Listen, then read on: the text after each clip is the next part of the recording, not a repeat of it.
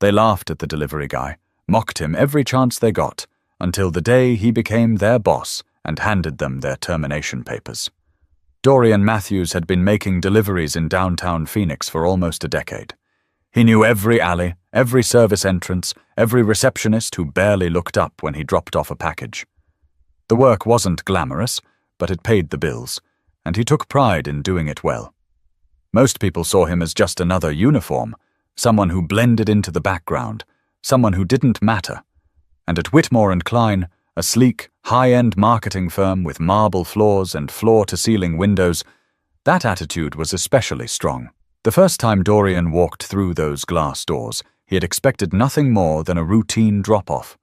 But he quickly noticed the way the employees looked at him, like he was invisible, or worse, something to be dismissed. The receptionist barely glanced up as she signed for the package, already moving on to something more important. That was fine. He was used to that. But over time, he started noticing more. The whispers, the smirks, the way some employees chuckled when he walked past. At first, he told himself it was nothing, just his imagination. Until it wasn't. One afternoon, as he placed a delivery on the counter, a voice cut through the office noise. "Man, can you imagine if the delivery guy was our boss?" Laughter followed. Dorian didn't turn around, but he felt the heat rise in his chest. He recognized the voice. Ryan Caldwell, one of the senior account executives.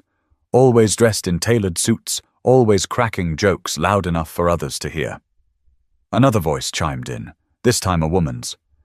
"Please, he's probably used to lifting boxes, not leading meetings." More laughter. Dorian kept his face neutral, giving the receptionist the tablet to sign.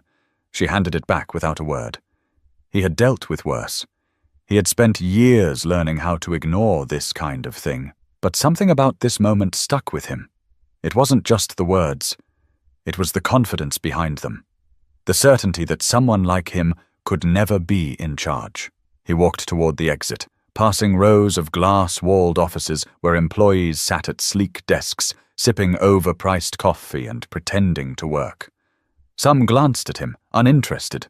Others barely noticed him at all. Just another delivery guy. Just another man passing through. But as he reached the door, he caught his reflection in the glass. His uniform, his delivery scanner clipped to his belt, his hands rough from years of lifting boxes. They saw him as nothing more than that uniform, and for the first time in a long time, that bothered him. Outside, the Arizona sun was blinding. He climbed into his van and sat there for a moment, gripping the steering wheel. He wasn't angry. Anger was fleeting. This was something deeper, something sharper. They thought they knew who he was. They had no idea. But soon, they would. Dorian wasn't the type to dwell on things. He had dealt with his share of disrespect over the years, people talking down to him, assuming he was uneducated, acting like he was invisible. It wasn't new. It wasn't even surprising. But something about that moment in Whitmore & Klein stuck with him. That night, after finishing his last delivery, he parked his van outside his small apartment in Mesa. The place wasn't much. One bedroom, old carpet, a kitchen with cabinets that had seen better days, but it was his. He sat there in the dark for a while, gripping the steering wheel, staring at the glow of a streetlight outside his window. He had spent years telling himself it didn't matter what people thought of him, as long as he worked hard and made an honest living. But tonight, that logic wasn't holding up. The laughter at Whitmore & Klein wasn't just ignorance, it was certainty. Those people truly believed they were better than him, that someone like him could never be in a position of power. He needed to talk to someone. Dorian grabbed his phone and called the only person who had ever truly understood him, his older brother, Malcolm. Malcolm picked up after 2 rings. "Yo, you good?" Dorian asked. "I'm good." "What's up with you?" Dorian hesitated. "Had one of those days." Malcolm chuckled. "Let me guess. Some rich folks made you feel like you weren't supposed to be in their space?" Dorian exhaled, rubbing his forehead. "Something like that." "Yeah, well, ain't nothing new." "It's not," Dorian admitted. But today was different. Malcolm didn't rush him to explain. He never did. He just waited. They laughed, Dorian finally said. Like outright laughed at the idea of me being anything more than a delivery guy. Malcolm went quiet for a moment. And that got to you? It did. Another pause. Then Malcolm said something Dorian wasn't expecting. Good. Dorian frowned. Good? Yeah. Means you're finally tired of it. Dorian sat back, staring at the dashboard. What am I supposed to do? Quit my job because a couple of idiots don't respect me? Nah, but you're smarter than that. Smarter than them, too. Dorian let those words settle. He had always been good with numbers. Strategy. When he was 16, he had turned a couple $100 into a few thousand by flipping sneakers. Later, he got into investing. Stocks, small businesses, even real estate deals. He understood the game better than most, but he had never gone all in. Malcolm's voice pulled him from his thoughts. Remember what Dad used to say? When people only see you one way, you've got two choices. Prove them right, or prove them wrong. Dorian exhaled. Yeah, I remember. Then what you gonna do? Dorian didn't answer right away. He was thinking about Whitmore and Klein, the expensive suits, the arrogant smirks, the way they had laughed at the idea of him being anything more than a guy who dropped off their packages. They saw him as small. And maybe, up until now, he had been thinking small. He looked at the worn steering wheel beneath his hands, then at the dashboard, where a stack of delivery invoices sat. This wasn't all he was. He knew that. But they didn't. And that needed to change, because proving them wrong wasn't going to happen overnight. But it was going to happen. Dorian wasn't just a delivery guy. Not really. That was the part of himself he let people see. The part they assumed was all there was to him. But behind the uniform, behind the routine drop-offs and worn-out work boots, there was another side of him, one that very few people knew about. Because while they spent their days crafting marketing campaigns and crunching client numbers, Dorian had been running numbers of his own. He had always had a mind for business. Even as a kid, he had found ways to make money. When other kids spent their allowances on toys, he had been flipping sneakers. Limited editions, hard-to-find releases. He knew exactly when and where to buy them, and more importantly, who was willing to pay double, sometimes triple, for a pair. By the time he was 20, he had moved on to cars, buying and selling used vehicles, learning how to negotiate, how to spot a deal before anyone else did. He invested in stocks, started putting money into small businesses. He never flaunted it, never talked about it. But he watched. He learned. He built. And over the past year, something even bigger had been brewing. Dorian had been sitting on a business proposal, one that had caught the attention of serious investors. People who weren't interested in where he came from or what he did for a living, but in what he knew. They saw his potential. They saw how he analyzed businesses, spotting their weak points, understanding their value before anyone else did. And now, they were ready to back him. He had been meeting with them in the evenings, after long shifts, late nights spent on Zoom calls, poring over financial statements, refining his strategy. He had already helped turn around 2 struggling businesses, quietly, efficiently. No one at Whitmore and Klein would ever suspect it. But they were about to find out. One evening, he sat across from his lead investor, Anthony Wells, in a private lounge at a downtown hotel. The place was sleek, leather chairs, dim lighting, the quiet hum of business deals being made over expensive whiskey. Wells was a sharp, no-nonsense businessman who had built his fortune in commercial real estate. He didn't waste time on people who weren't serious. "So tell me again," Wells said, sipping his espresso. "Why Whitmore and Klein?" Dorian leaned forward. "Because they're in trouble. And they don't even realize how bad it is." Wells raised an eyebrow. "Explain." Dorian pulled out a folder from his briefcase, flipping it open on the table between them. "They've been bleeding clients for the past year. Bad leadership, outdated strategies, spending money in the wrong places. They look successful on the surface, but their debt load is suffocating them." He tapped the papers. "I give it 6 months before they either downsize or sell." Wells studied the numbers, flipping through the pages. "You're sure about this?" Dorian nodded. "I've been watching them for a while. Their biggest accounts are pulling back. Their client retention is dropping. They're relying on reputation, not results, and that's catching up with them. Wells smirked. And you want to be the one to buy them out? Dorian didn't hesitate. I don't just want to buy them. I want to turn them around. Restructure. Cut the dead weight. Bring in fresh talent. Make them profitable again. Wells sat back, tapping his fingers against the table. It's a bold move. It's a smart move, Dorian corrected. Wells chuckled. You've got confidence. I'll give you that. He took another sip of his espresso, then set the cup down and reached into his jacket pocket. He pulled out a check and slid it across the table. Dorian looked down at it. The amount was exactly what he needed to make the first move. You've got my backing, Wells said. Don't make me regret it. Dorian picked up the check, feeling the weight of the moment. This was it. The people who mocked him had no idea they were laughing at their future boss. And soon, they were going to find out the hard way. Dorian knew patience was key. Buying a company wasn't like buying a car or flipping a stock. It required strategy, precise timing, and knowing exactly when to strike. He had spent months studying Whitmore and Klein's financials, learning their weaknesses, tracking their every misstep. The company wasn't just struggling, it was sinking. On the surface, they still had the sleek office, the polished brand, the illusion of success. But underneath, it was chaos. Their biggest clients were scaling back, their expenses were out of control, and their leadership had no idea how to fix it. Dorian wasn't the only one who had noticed. Rumors started circulating in industry circles, whispers about potential layoffs, talks of restructuring. Some employees could sense it, others were in denial, convinced that their firm was untouchable.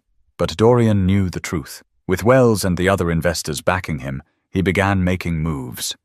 Quietly, strategically. The first step was securing the shares. Whitmore and Klein wasn't a publicly traded company, but it had multiple stakeholders, former executives, private investors, people who had put money in years ago and were now desperate to get out before things collapsed. Dorian approached them one by one, making offers they couldn't refuse. At first, some were skeptical. A delivery guy?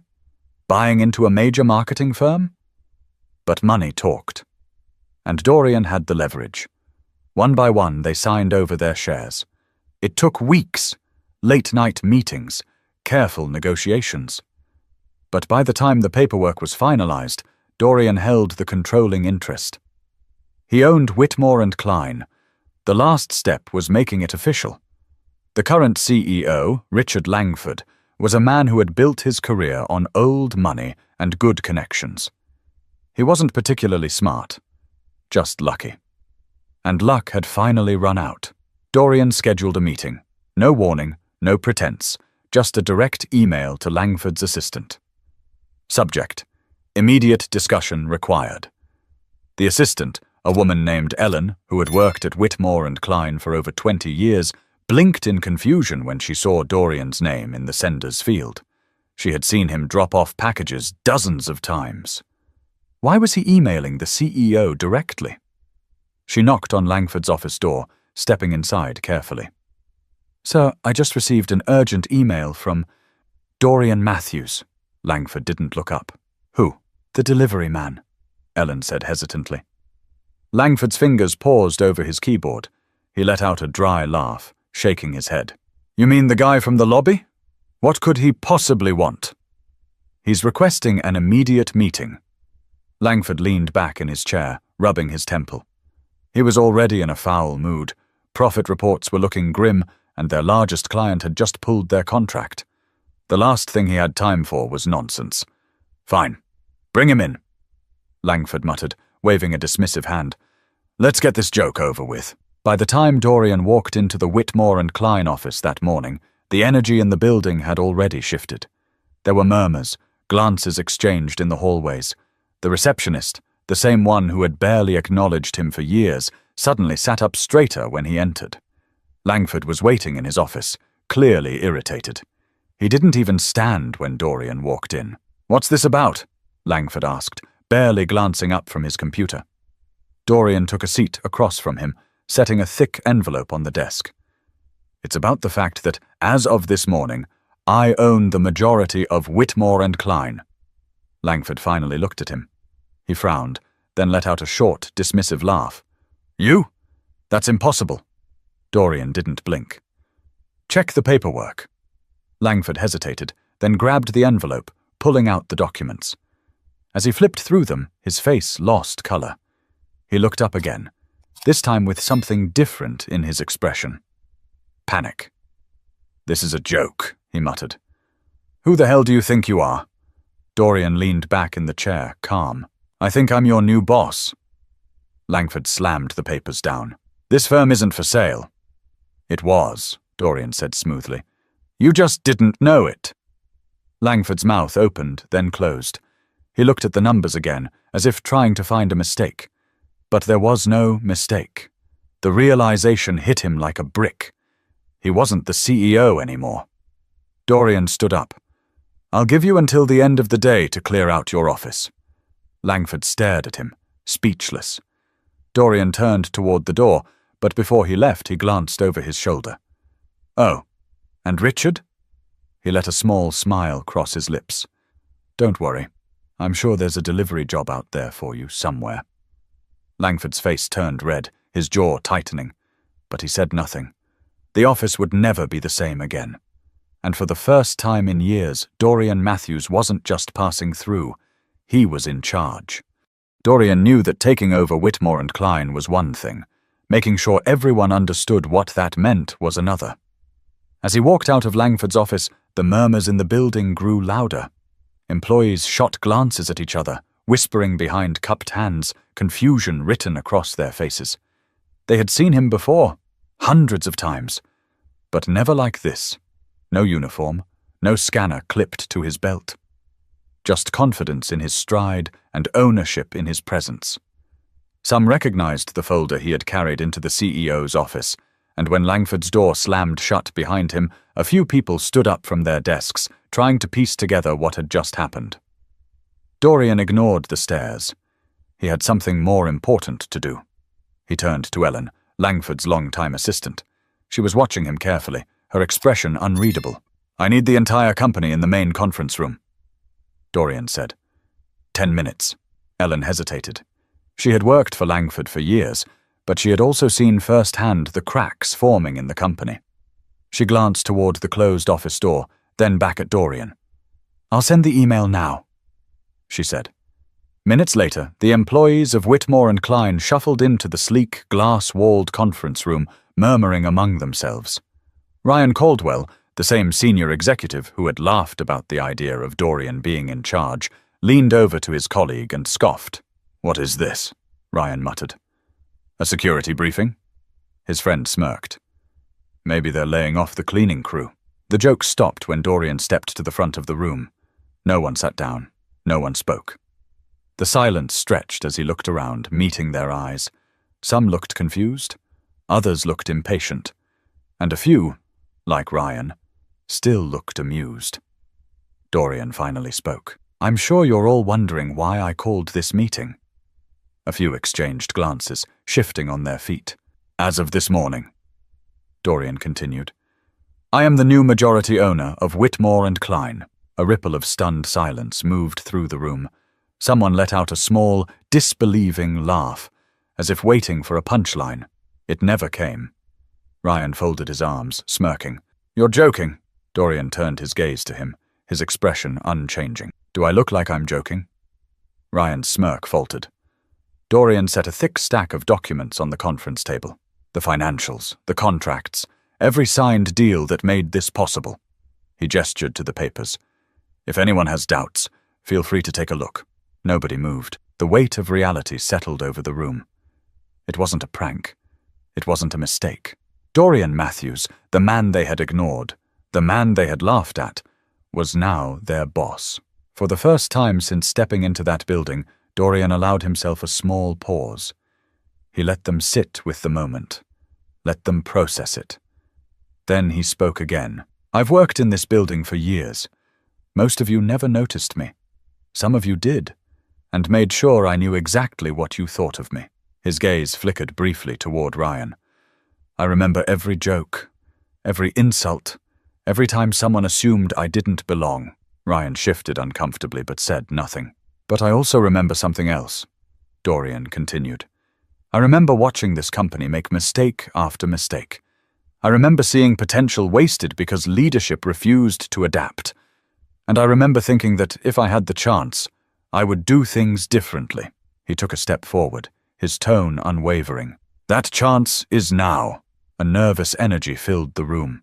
People who had been standing with arms crossed slowly unfolded them. Others who had been leaning against the wall straightened.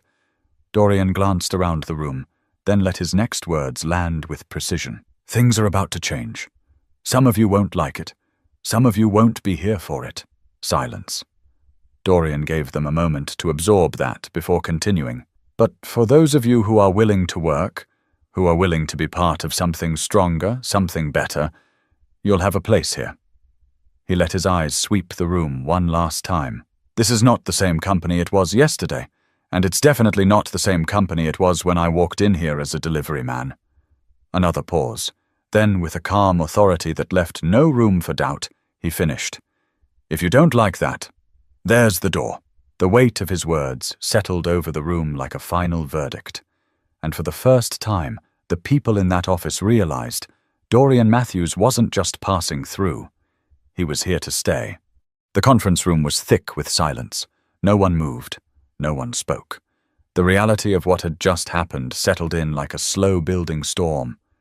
Dorian could see it in their faces. The disbelief, the unease, the subtle glances exchanged between employees who, just moments ago, had felt untouchable. Then, finally, someone broke the silence. Ryan Caldwell let out a short laugh, a bitter, hollow sound. He shook his head, crossing his arms. "This is insane," he muttered. "You can't be serious." Dorian turned his gaze to him, steady. "You think I'd stand here and say all this if I wasn't serious?" Ryan exhaled sharply, running a hand through his hair. "So what? You come in here, throw your weight around, and we're all just supposed to fall in line." Dorian didn't blink. "No, you're supposed to do your job. If you can't handle that, you're free to leave." Ryan scoffed. "Right. Because you, of all people, are suddenly the expert on running a firm like this." Dorian took a step closer, his voice unwavering. "I know this company better than you think, Ryan. I've spent years watching you all operate, watching the arrogance, the wasted potential, the outdated strategies. And I've spent even more years learning how to run businesses. Successfully." Ryan clenched his jaw. "You're making a mistake." "No," Dorian said calmly. "The mistake was assuming I didn't belong here." A few murmurs rippled through the room. Some employees looked at each other, uncertain. Others, especially the junior staff, who had been ignored by upper management for years, seemed almost intrigued. Dorian let the tension settle before continuing. "Let's talk about mistakes, actually," he said. He pulled a folder from the stack on the table and flipped it open. "Ryan, since you seem to have so much to say, maybe you'd like to explain why your department is responsible for one of the largest client losses in company history." Ryan's face darkened. "That's not—" "It is," Dorian cut in smoothly. "And I have the reports to prove it. Over-promising, under-delivering, failing to adjust strategies when the market shifted." He tapped the folder. "The client walked, and took millions in revenue with them." Ryan's face burned red. Dorian shut the folder. "So, if we're questioning who deserves to be here, I'd say you have a lot more to answer for than I do." Silence. Ryan's mouth opened slightly, as if he wanted to argue. But he didn't. Because he knew the numbers didn't lie. Dorian took a deep breath and turned his attention to the rest of the room. "This is the part where some of you start to panic, where you start wondering if you're about to lose your jobs." He let the words linger for a moment before continuing. "And the answer is, some of you will." That got their attention. Dorian gestured toward the documents in front of him. "I've already done my research. I know who brings value to this company. I know who's been skating by, and I know who's been taking credit for other people's work." Some people visibly tensed. Others stole glances at their colleagues, as if suddenly realizing the consequences of their office politics. Dorian continued, "There's dead weight in this company, and I don't carry dead weight. If you're here to do your job, to work, to contribute, to help rebuild something stronger, you have nothing to worry about. But if you're here just to collect a paycheck and keep up appearances," he shrugged, "you won't last long." He let that settle before delivering the final blow. "I'll be sending out termination notices by the end of the day." The room felt like it had lost all its oxygen. Ryan took a step forward. "You can't just—" "I can," Dorian said simply. "And I will." Ryan's jaw clenched. His pride wouldn't let him be the first to back down. He straightened his tie, lifted his chin. "Fine. If this is how it's going to be, then I quit." Dorian met his stare. "That's the first good decision you've made in years," Ryan scoffed, shaking his head. He turned and stormed out of the conference room, slamming the door behind him. A heavy silence followed. Dorian let the moment breathe, then turned to the rest of the staff. "For those of you still here, remember this. Whitmore and Klein isn't just going to survive. It's going to become something better than it ever was before. But that only happens if the right people are in place." He let his gaze move across the room, taking in the reactions, some nervous, some determined, some still processing what had just happened. "If you're willing to step up, to work, to actually build something meaningful, you'll have a place here." Another pause. "But if you're only here because you think you deserve to be, because you're comfortable, because you think nothing will change," he gestured toward the door, "you can follow Ryan." The room remained silent, but this time it wasn't shock. It was realization. Things had changed. Dorian wasn't the man they had dismissed anymore, and from this moment forward, he never would be again. By the time Dorian left the conference room, the energy in the office had completely shifted. Some employees sat at their desks in stunned silence. Others whispered in hushed voices, stealing glances at the man they had ignored for years. Some looked afraid. Others looked intrigued. And a few, just a few, looked inspired. Dorian didn't let any of it affect him. He had done what needed to be done. Now the real work began. As he stepped into what was now his office, formerly Langford's, he let out a slow breath. The space was bigger than he had expected. Leather furniture, bookshelves lined with unread business books, a massive oak desk that probably cost more than his first car. He walked over to the floor-to-ceiling window, looking out over the city. This moment was supposed to feel different. He had spent months, years even, working toward this, fighting against every assumption, every dismissal, every time someone had underestimated him. He had made it. He had proven them wrong. And yet, standing here, staring at the skyline, he realized something.